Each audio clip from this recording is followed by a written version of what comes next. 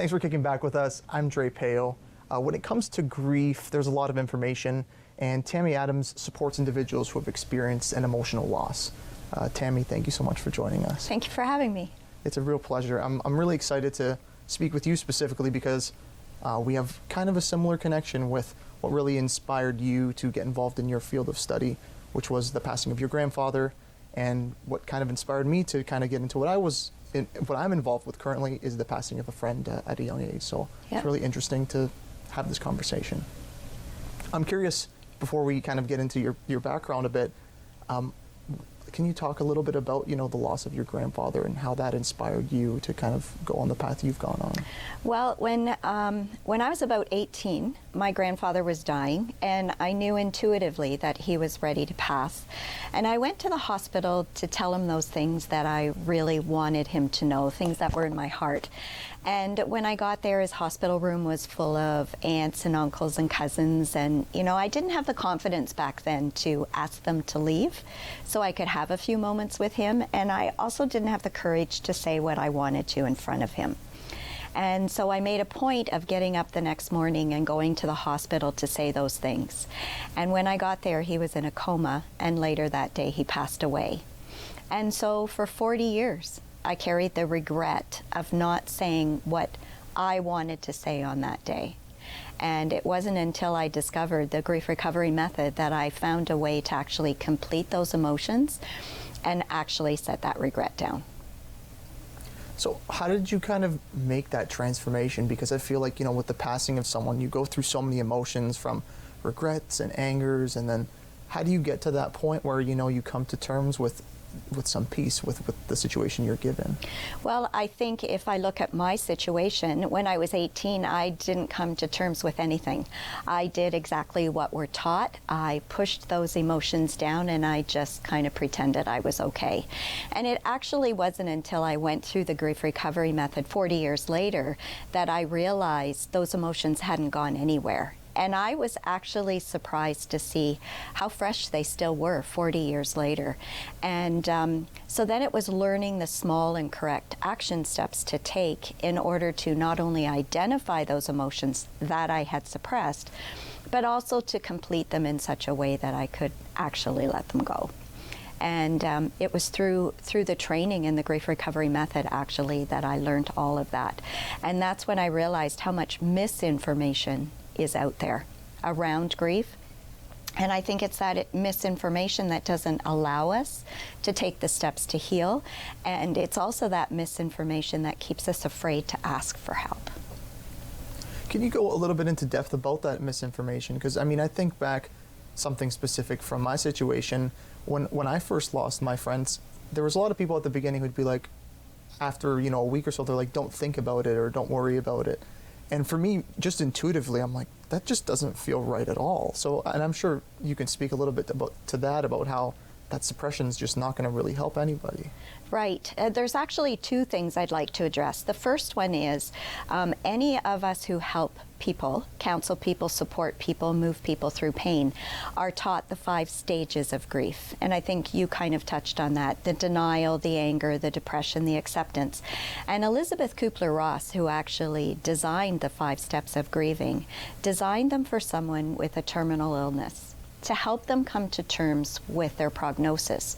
And she herself said, never use this to support a griever grieving, because that wasn't the intention of the tool. And yet I know for myself, when I was a career counselor, we were taught the 5 stages of job loss, and yet we're trying to support people with a model that doesn't work. And so people tend to get frustrated and they tend to walk away. The other misinformation that's out there is we tend to have adopted 6 myths in order to move through our grief. So like you say, people will tell us our feelings really don't matter. Aren't you over this by now? Like, hasn't enough time passed? We're encouraged to grieve alone and to stay busy. And all of these are ways of distracting ourselves from the pain and pushing that pain down. And the real danger of that is our bodies knew what to do with these emotions before we were taught otherwise. Our bodies were meant to be processing facilities, and yet in our Western culture, we've turned them into storage facilities. And like any piece of equipment that isn't used properly, eventually it'll break down. And that's what I think we're seeing a lot happening in society, whether it's grief or other repressed emotions. Our bodies were never meant to store them. And so the healthiest thing to do is to identify them and move through them. How do you identify them if it's, if some time has passed? Because I feel like, and you kind of touched upon it a little earlier, is some people are like, oh yeah, I went through something similar, but I'm okay now. How can you identify that maybe you're not okay and maybe it's completely related to other issues that you're having? And if you can identify it, it could be so much better. How do you know? Well, it's funny. We so don't want to talk about this topic that every 10 years we change the name of it. So it has been called stress and anxiety and burnout. And right now what it's being referred to is depression. And so we hear that word depression and we automatically go to what society says in regards to depression. But in fact, it could be unresolved grief. You can ride a roller coaster of unexplained emotions. You can be exhausted. You can't sleep at night. You've got unexplained aches and pains. And for men, because I feel you're at even more of a disadvantage than women, we're at least encouraged to talk. We may not be talking in the best way to heal, but at least it's okay for us to talk about the pain. Men seem to be encouraged to have that stiff upper lip and, pull yourself up by your bootstraps. And so for men, what I see is there seems to be a low grade, just under the surface anger that is unexplained, but it's there. And just without any warning at all, it just snaps. To me, those are a lot of the signs that perhaps you've got repressed grief. So if you're let's say you're watching this and you're identifying like, hey, maybe this is me, maybe I do need to speak to someone. What's the first steps? Where do you go? Is it a phone call you make? Is there a website you go to? If they wanted to explore the grief recovery method, for example, they could go to my website, www.tadams.ca. They can call and have a discovery call to see whether or not this fits. I think outside of the grief recovery method, some really important tips for the listeners would be, first of all, recognize that you're having these emotions. Don't push them down. Recognize that you're having them. And then once you've recognized that, find a safe place to talk. So whether that's a friend or a family member, someone who's willing to listen without judging you or trying to solve this problem. And then once you become comfortable with that, if you really want to find out how to process these emotions, the grief recovery method is an excellent way to do that. It's a simple 4-step process. 1, 2, 3, 4, identifying and completing those unresolved emotions of grief. What about as a parent? I feel like, when my friend passed, I was at a younger age, and I feel like my parents at the time probably had a hard time knowing how to go about even speaking it with me. It's not a situation that, there's no handbook for it that everyone's given, when they start their life sort of thing. So it's like, what can parents do to address grief and help their children through something? I think the best thing they can do is have that open dialogue with their children and just let them talk and let them listen. My generation tended to replace the loss. So if you came home from school, say you'd been bullied that day, my generation would be, oh, don't feel bad, it's okay, here, have a cookie. And so we were very good at suppressing that emotion and then replacing the loss. Same as if you had a pet as a child. It could be a bunny, a cat, a dog, whatever. Our parents, well-intended, would do what they were taught. And it was like, don't feel bad, we'll get another kitten, we'll get another dog. And for that child, they're not looking to replace that loss. They want that animal back. And the interesting thing is, up until about the age of 3, children know exactly what to do. They know the 4 steps and they follow it at a 3-year-old level.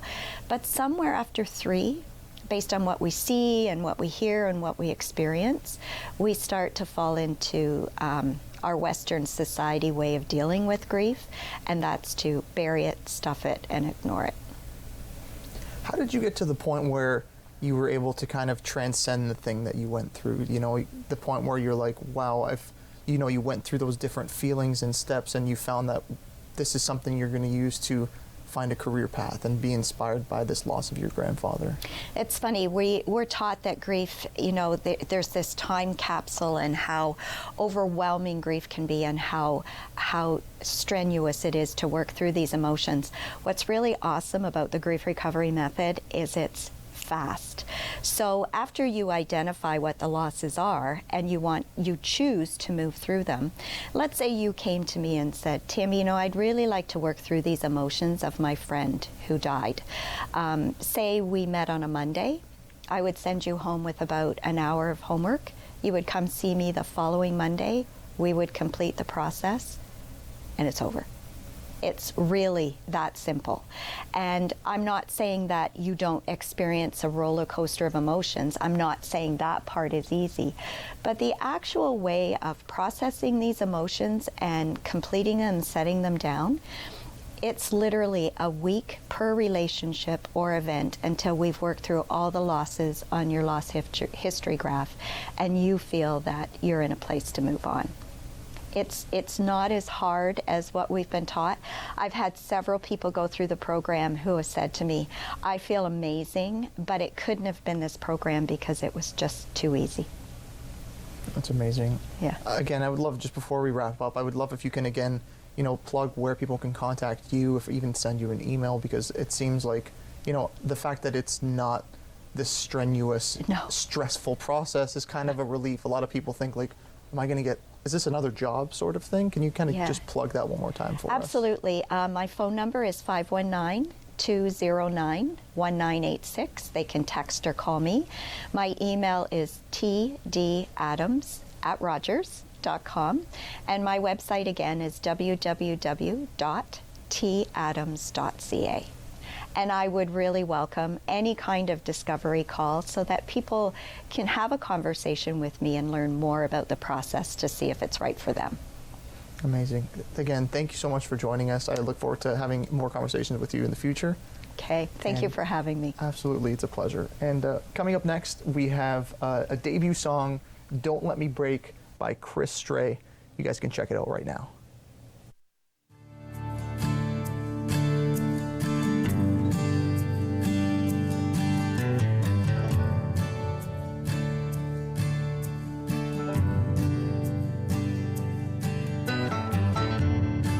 A cold cup of coffee in a cold dark room.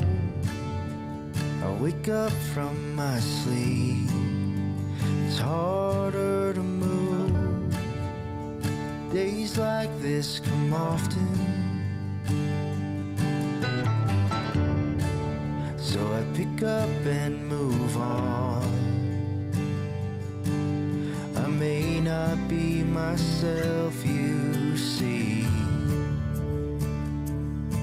but I'll try to be the man you need. I just lose myself in the motions of the day,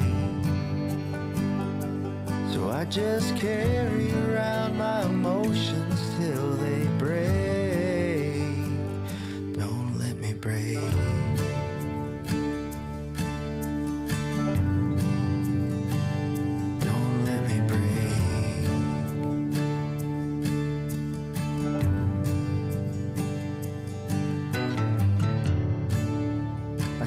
Myself together, though a song can take me down.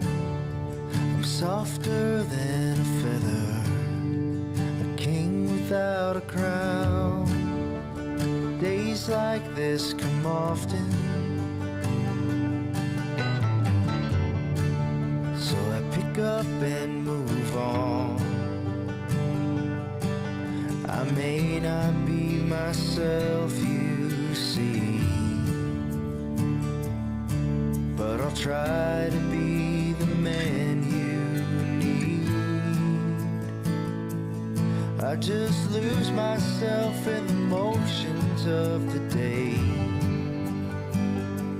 so I just carry around my emotions till they break. Don't let me break.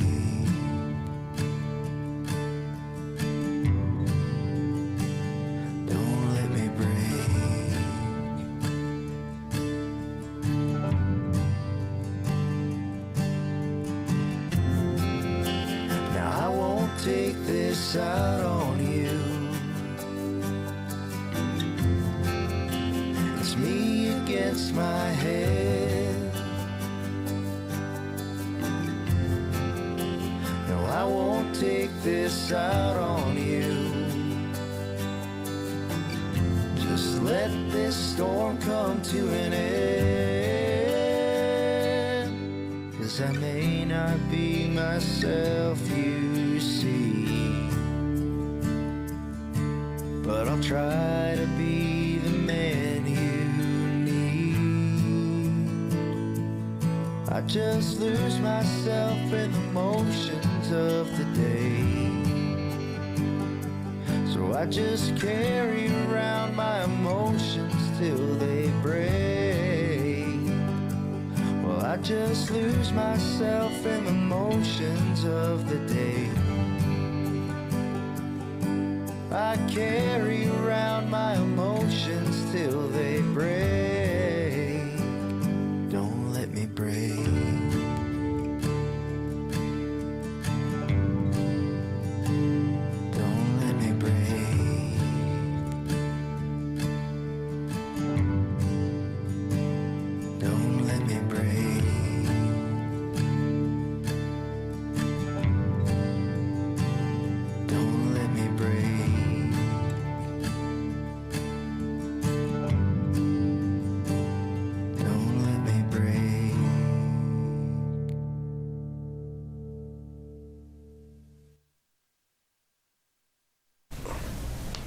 I can skim it to you. Thanks for joining us back on Kickback. That was an amazing video by Chris Strei. He's joining us now in studio with Ace Piva from Over the Bridge. Thank you guys for being here. Oh, thank you for having us. It's a real pleasure, guys. And the thing is the music industry, it's a huge topic, especially for creatives, and there's such obstacles that we face in terms of the mental ups and downs that we go through. And first, I would love to talk about your experience with the music video and just, you know, what you were trying to portray and the different ups and downs you went through just with something, you know, as large a project as that was.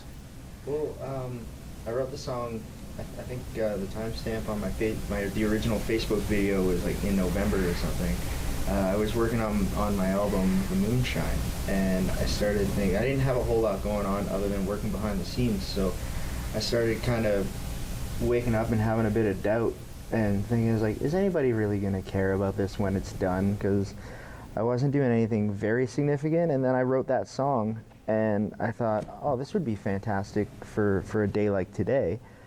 So then when January came around, I put a casting call out for people to just send in smartphone videos. I didn't want anything. I didn't want like scripted anything. I didn't want like models or actor type people. I wanted regular people sending in either a portrait or a landscape smartphone clip, and then I just added it in there and put it all together, and then added the song in there and made it as organic and raw as possible. What helped you get to that point? Because you said, as kind of right before you did all this incredible work, that you were in that mindset of like, who's going to care about this? How did you know, what clicked in your head? What was the thing that ignited you to be like, you know what, people are going to care about this. Let's do this and see what happens. Well, I don't know. A lot of it just came from when the album was finished. A lot of people, actually no, I posted just a video blog kind of video on Facebook, and a lot of people responded well to it and they related to it. And I mean, first of all, doing something like that boosts my spirits. I've done it lots of times where I'm feeling really angsty, so then I create something. I record something, or I write something, or I post a quick clip on the internet, and I always feel better after. And then so there was that, and then after that, as we're getting closer to the album release, people started getting more excited for it, and that boosted my spirits. And yeah, I forget what the question was. No, but you know what? It's kind of related as well to what Ace does, and it's just kind of that. How do you get over that hump of you know, in your head you're like, who's going to care about it? How do you push through that and and realize that it's an important thing for you to pursue and to create. And I know, Ace, you work with a lot of different artists and kind of doing exactly that. Can you talk about a little bit about Over the Bridge and also how you overcome these obstacles? Yeah, well, first I'll answer your question there. Is before we could tackle the situation, we need to educate ourselves. But before we could educate ourselves, we need to start with awareness. And that comes not just in taglines and things like that, but people need to be self-aware to first recognize that something's not feeling right. You're not feeling normal, whatever your normal may be. You may need to be self-aware of what you used to do compared to what you're doing now. Maybe your situation has changed to have like brought on certain emotions and stuff like that. So, but once you become self-aware of your feelings, and then you got to educate yourself about it. If you're feeling depressed, what does depression look like? What is it supposed to feel like? How many other people are out there feeling something similar? Because something like depression is very isolating. It keeps you in bed, because you don't want to face the world. And part of it is because it all comes down to survival. Because on that particular day, in order to survive in that world, may be to isolate yourself. And that's not necessarily a bad thing for short periods of time. But when it becomes such part of your regular routine that it affects your jobs and your other relationships, with your family, spouses, friendships, and just relationship with the world, then you really realize like you may not be in the place that you want to be in, right? So when I work with my artists, and they go on to what Over the Bridge is Over the Bridge is a nonprofit, and we have a heavy mandate on, like I said, awareness, education, and building a strong community to support each other. I have a background as a drummer, and then I moved on to tour manager, which is basically I travel and take care of the travel and day logistics of musicians and bands. I've been very fortunate enough to have toured pretty much every state and province, except for Hawaii and Alaska, but we'll get there. But needless to say, I've traveled a lot of miles with a lot of very creative people. So I've had the time to sit there to listen to their good times and their bad times, and what inspires them to write music. A lot of times their music is written off their personal experience and their feelings. So they write a sad song because they feel sad. And using music as a way, for fans and people who aren't as creative, music gives someone an opportunity to be able to relate to those emotions and feelings. So with Over the Bridge, what we are hoping to do is, as we help and support the artists with their own stuff, is that they're able to carry that message and take it to their fans, because they have a larger fan connection than we would, but I hope that they could still carry on that message, maybe through a tweet or an Instagram post, or even work it into their lyrics. That although things are rough and there's monsters and there's things that we need to fear, but at the end of the day, if we don't continue striving for that light, then what's it all worth? You know what I mean? Like, life is full of ups and downs, but we need to know that there is a light at the end of the tunnel. But sometimes there just happens to be a curve in that tunnel, and we can't see it right away. But we know we have to. It's just good to know that there's people who understand and people to support us. But we do need to be brave and have a lot of courage to reach out, because we are not in this fight alone. We're there, and there's a whole bunch of people in that room with you. Sometimes those lights are off and you can't see them, but they are there. And just knowing that, I hope, will inspire others to reach out, put their hands out, and although it's dark, there's people there with you. Absolutely, man. And it seems like a lot of the things you're talking about is a big sense of community. Mm-hmm. And I'm curious, even with you, Chris, on how important this community is for you in your creation. And it seems like whether you meant to do it or not, doing a project like the video we just showed that's a great way to build community for artists who are like, you know, how do I build a community? So I'm curious how much that community has impacted you as a creative. Well, I find like there's always good and bad things in all experiences, like over time in a certain place, right? I've written a lot of songs from some adversity that I've had, like social adversity, right down to a song that I have about being a frustrated songwriter, where you're playing to a room where nobody pays attention. Then at the end of the night, they want to make a bunch of requests, kind of thing.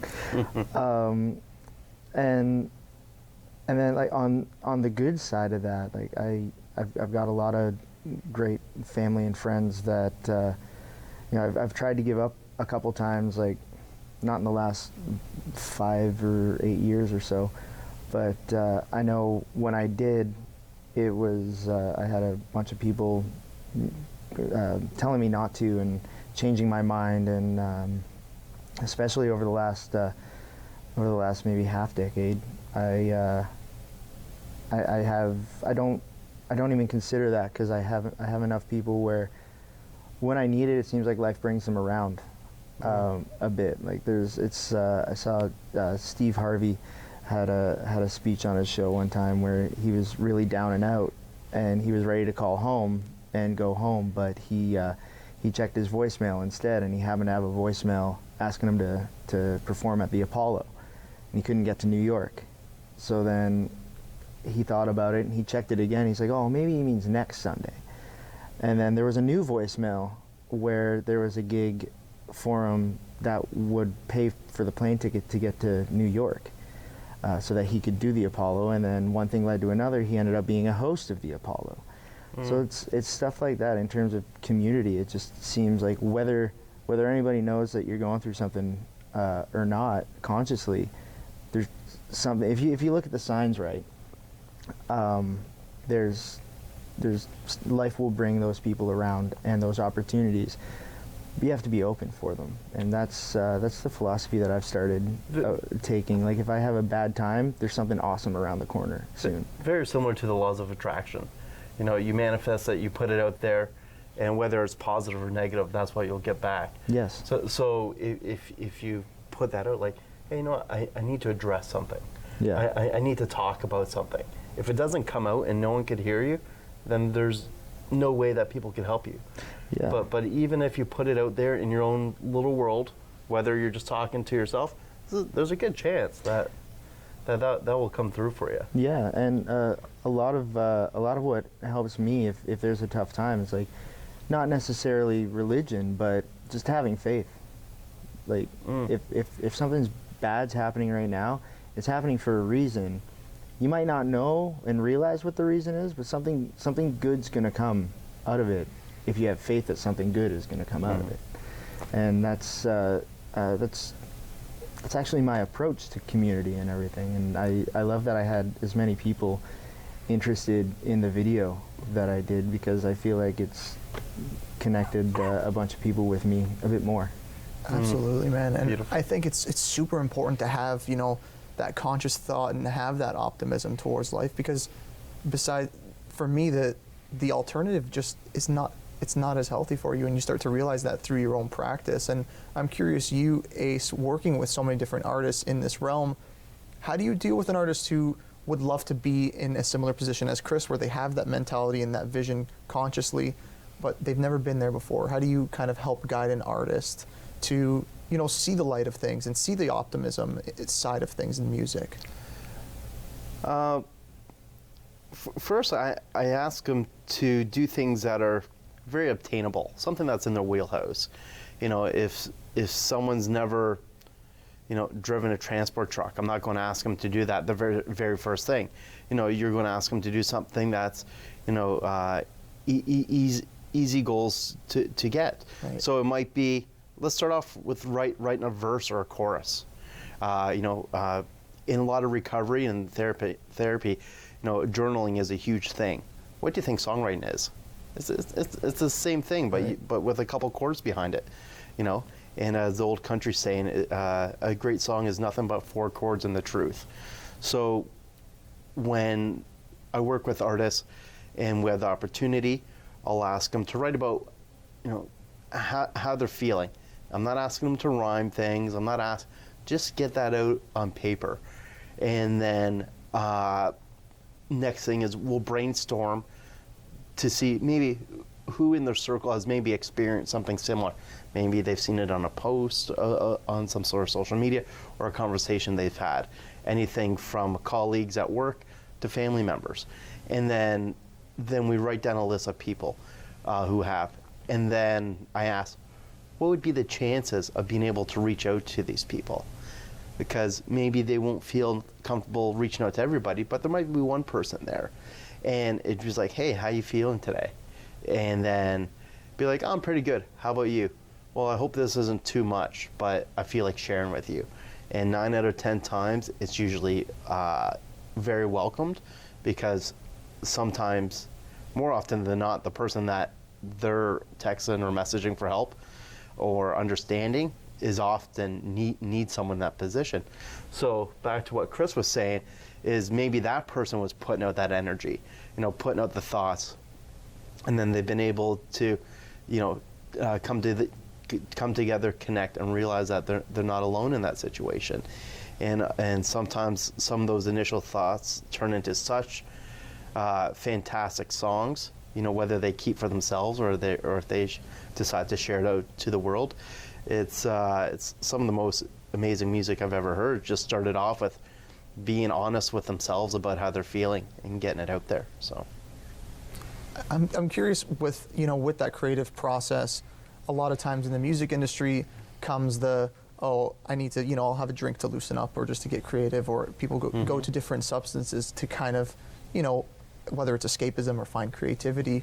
And I'm curious how you as a creator and you as somebody who works with artists, how do you keep someone level-headed and make them realize that, not to rely on substances and to kind of stay healthy and pursue their creative abilities as well? Get out and do things, Right. Go for a walk. How many songs have been written about taking that personal time and thinking, you know what I mean? It's that a song like that doesn't come out from being in a bar. It comes from being isolated in nature, to taking the moment to appreciate what you have around you. So, whether it's going swimming, going out and hanging out with non-music friends, and just sort of getting back to that, what other people consider, regular day-to-day stuff. But for an artist or someone who's been on the road, that regular day-to-day stuff, that is not regular for them. That's not normal. Sitting, writing, recording, isolations, being in a vehicle, traveling, whether it's in a car, bus, plane, whatever the situation is, that is their norm. So taking time out to do a nature thing, that's not the norm, So getting taking someone to a place like that where they could, feel what it was like when they weren't experiencing those problems. Maybe those issues weren't, part of someone's life when they were younger. So, maybe take them to the fun zone or something like that. Act like a kid. Right. That's how you get loosened up. That's how you have fun. You get silly. You have fun. So that's what I like to do. And it seems, Chris, you also have that, level-headed approach on things. You were mentioning earlier about, keeping the faith and just that positive consciousness style of thought. I'm curious how you deal with something like, whether you're on the road and there's so many bars you could play at and they're like, oh yeah, let me just pay you in beer and sort of thing. How do you keep that, how do you stay level-headed? Well, I have a principle to start with about free drinks or anything, is that, I don't do that. So that part's easy if that scenario was to come up. It's like I like to have maybe a couple drinks while I play like a 4-hour show or a 3-hour show, but I very much know my limit, and that comes out of my pocket rather than, because I don't need alcohol. Right. Quick question. That's a question that I like to ask a lot of. Sorry. Yeah, go ahead. Is, absolutely. When you're doing your show advances and they're like, we'll pay you in alcohol, and you go, hey, I don't drink. Do you ask for something, in instead of the beer? Well, I find most places are pretty good with comping a meal. Okay. And I think that's awesome. Most places that I play at, they'll give me a plate, and me and my girlfriend, we split a meal anyway, because I don't really eat when I play a gig either, because I don't want to be burping in the mic and stuff like that. Yeah. And I definitely don't want to feel full while I'm performing. But I mean, that just means that Natalie gets some food for the night too, while she's hanging out watching me play.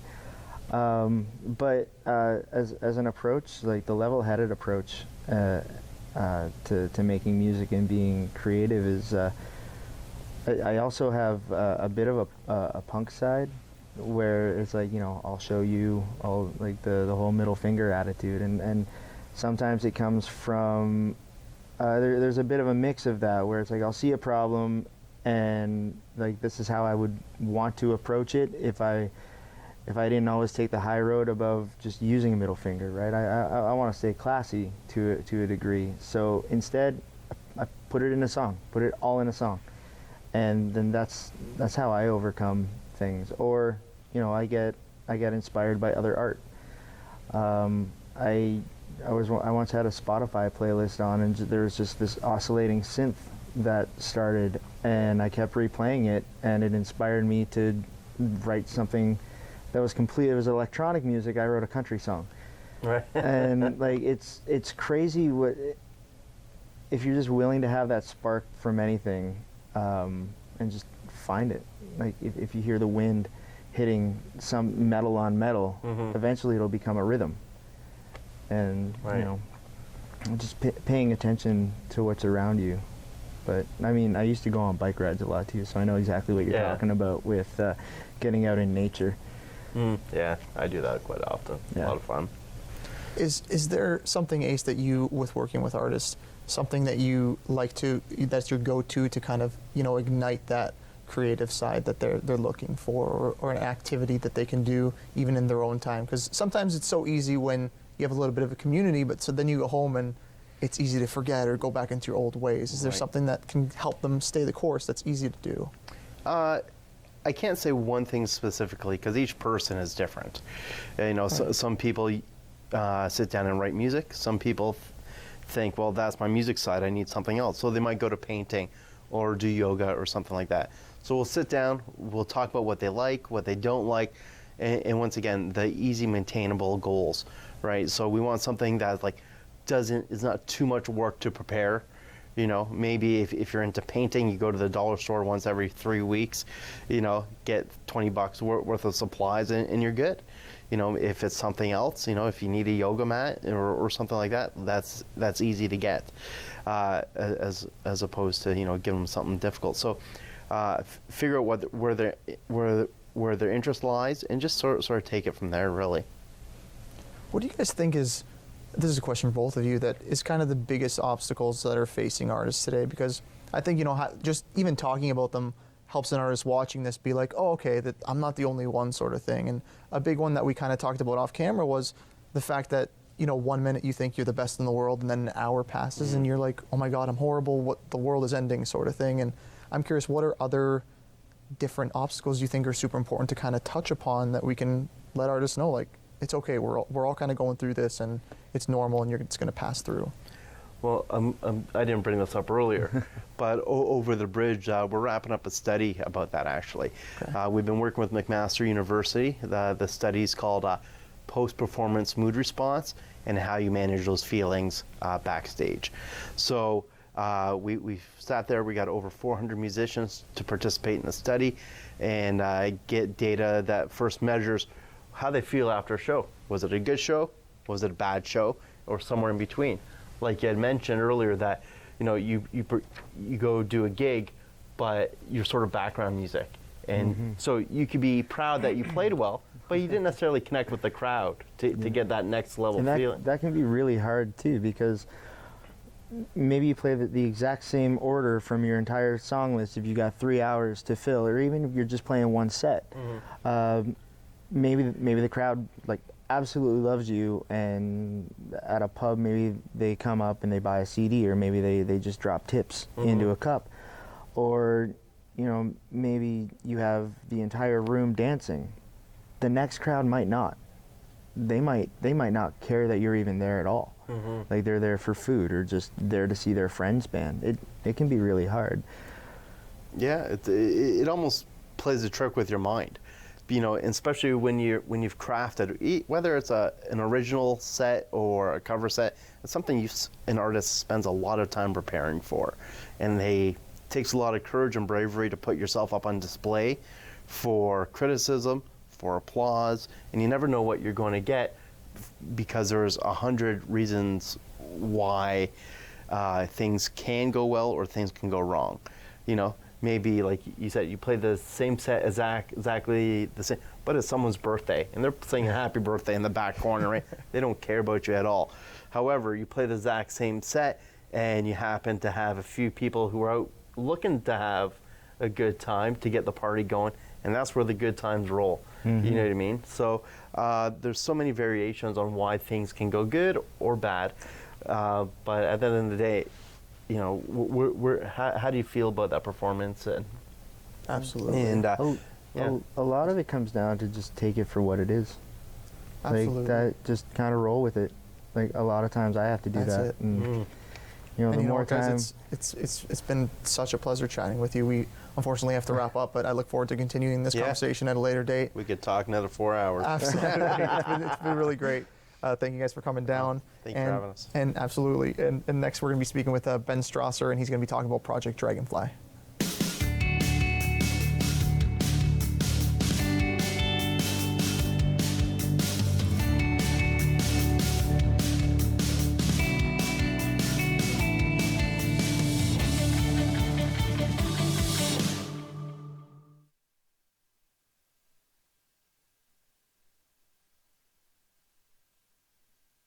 Thank you for joining us at Kickback Year 3.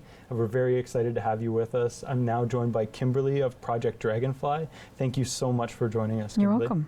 So I want to dive right in. What is Project Dragonfly?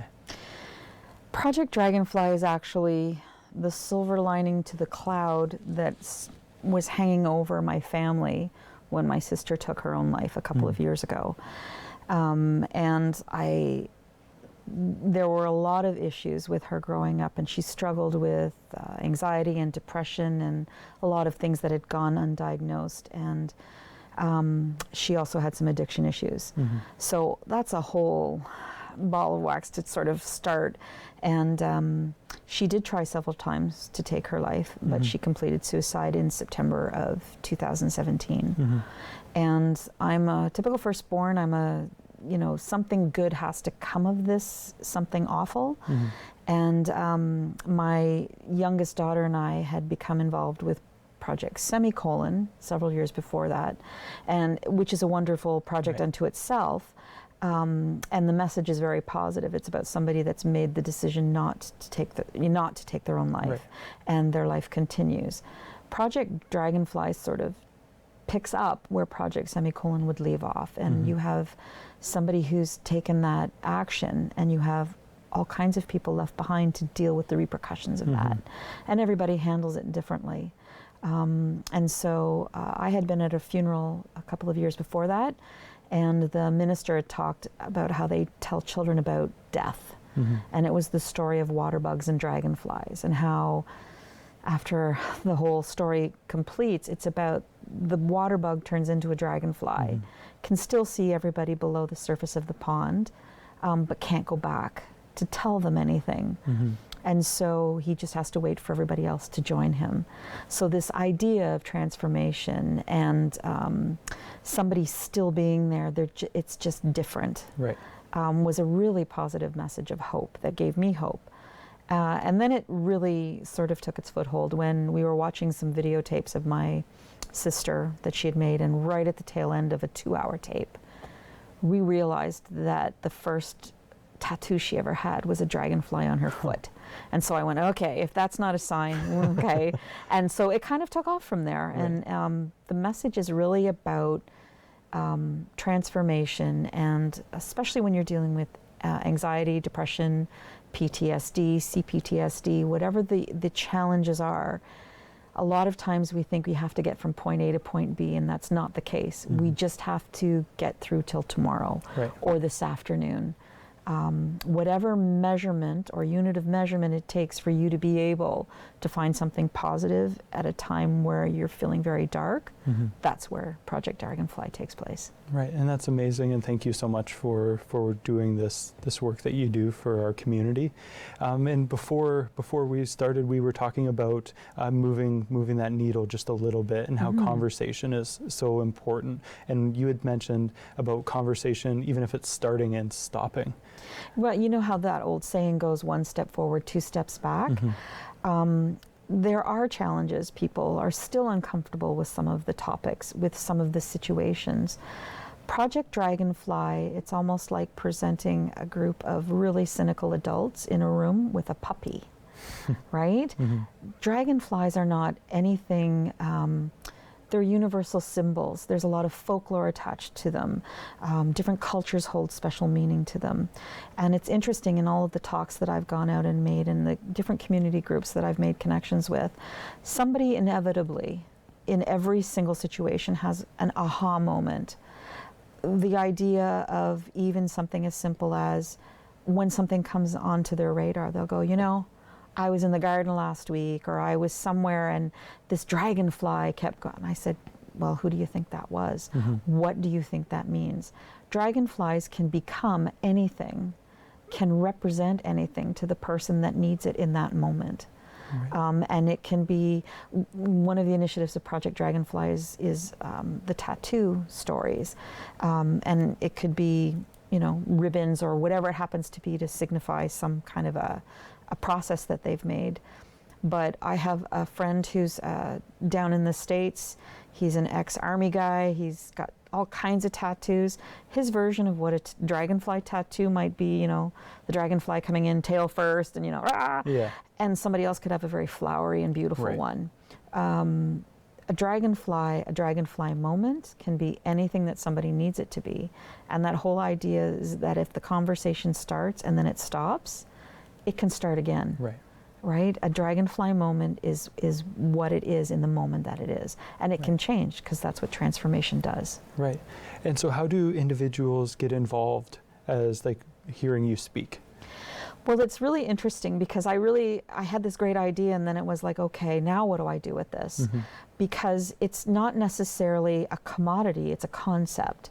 So that's what I love about Project Dragonfly, is it's a conversation starter. And then I do two things. I do fundraising to help me with the practical aspects of helping to make Project Dragonfly events happen. And then I do, most often, things called friend raising. So if somebody was having a paint night and they wanted somebody to come and talk about something, whatever the context of that is, the beautiful thing about a Project Dragonfly lecture or talk is that it can be whatever somebody needs it to be to relay the message. And at the bottom of all of that is the idea of transformation and conversation. And, you know, there is light at the end of a dark tunnel. You know, even if it's a faint one, it's just like those bulbs, you know, that start off really low and then start to get really bright. It's going to become bright for somebody, and then they take Project Dragonfly or the concept of dragonflying, and they put it into they become ambassadors for what Project Dragonfly is. So it will take flight in many different ways. And that's amazing, because that's what's needed, because we need to reduce that stigma that sharing is negative and sharing is a bad thing. Like it's a positive thing to share. That's a positive step forward to be able to share with you. And what's really interesting is that a lot of times we talk about conversations, and you and I have had this conversation about conversations are just the exchange of stories, right? And somewhere along the way there's a commonality. It doesn't I may not look like it, but I ride a motorcycle. And I'm very much into that world and that culture. I'm also a grandmother. You can have the riding nannies if you wanted to, right? At the end of the day, it's not about color or culture or anything else. It's about humanity. And it's about everybody has different challenges. And the only thing that makes a challenge seem insurmountable is that something's changed. Because something that I was able to handle with great finesse yesterday, all of a sudden I'm having a real struggle with it. And so the two most important words to ask are, what's changed? And if it's not the situation, then it may be something to do with me. Am I feeling particularly sad today? Am I feeling needy? Am I feeling introspective? Who can I talk to that I know has felt this? And so it's a way of opening doors and opening windows and pulling back the curtains. And it doesn't have to be a fully open door. It could be opening the curtain and waving at somebody on the other side and going, I'm here, just I need to feel acknowledged today. And now suddenly that's a dragonfly moment. And a transformation has taken place, and you can move forward from that point. So, and what would you suggest for somebody that maybe is struggling with that grief to start those conversations? That's a tough one because everybody reacts to trauma differently, and what is traumatic for somebody might not necessarily be for somebody else. Let's say you have 4 children in a family, and it's a very dysfunctional family. All 4 children, depending on their birth order, the situations that they have at school, they will turn to different ways of coping. Some become overachievers, some turn, they become very quiet and they cocoon and they don't reach out. Some do self-harm.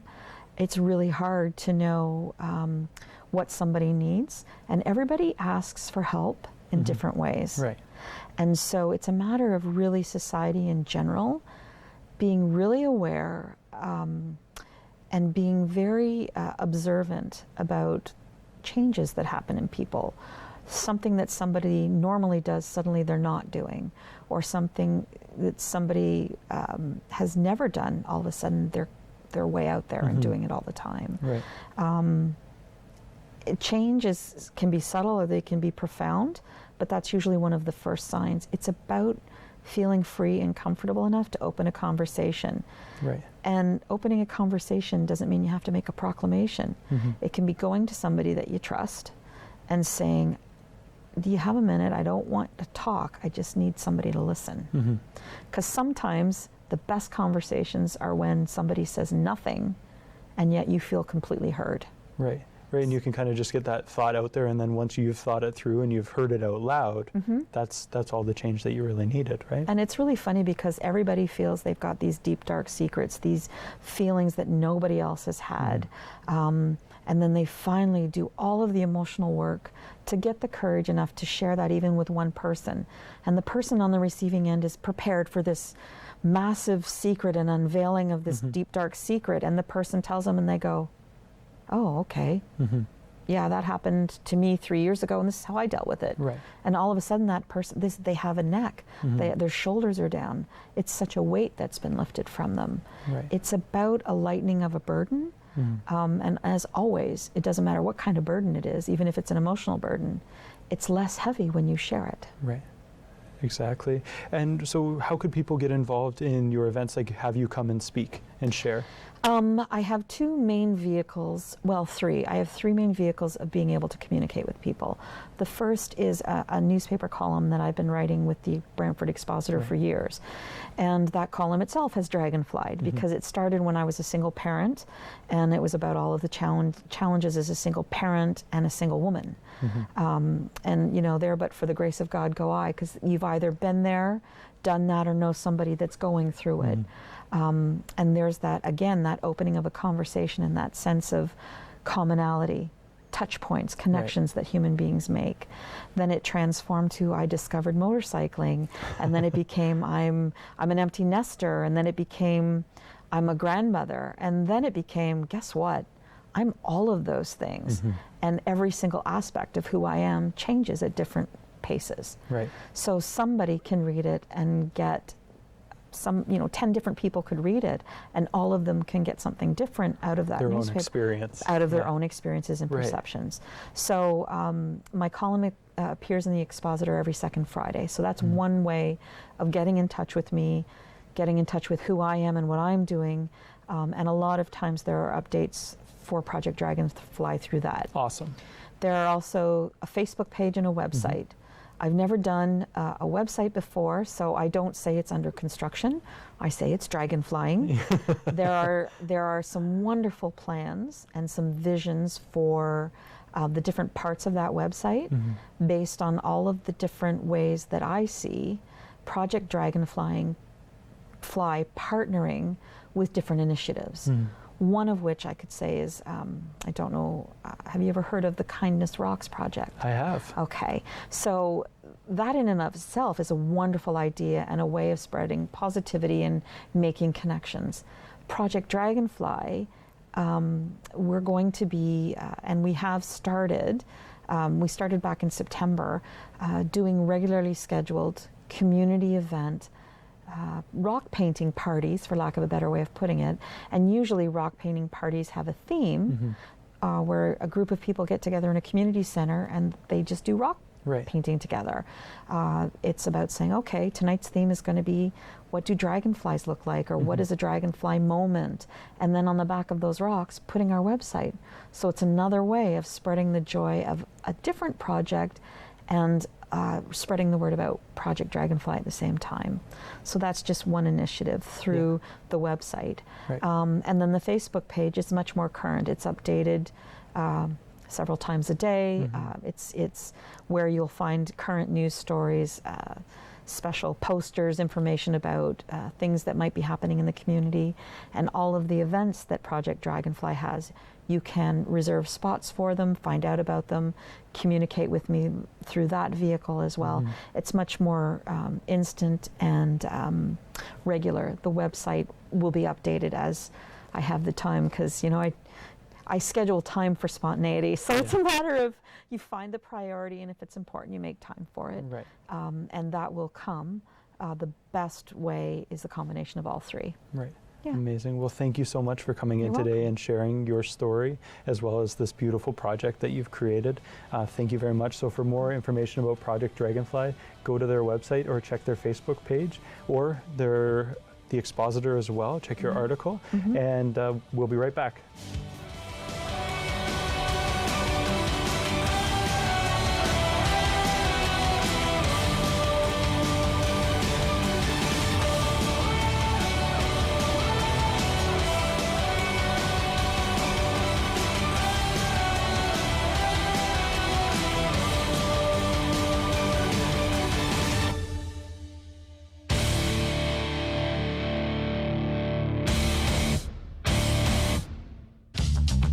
This program is brought to you by Ignite TV. Now you're in command. Visit Rogers.com for more details.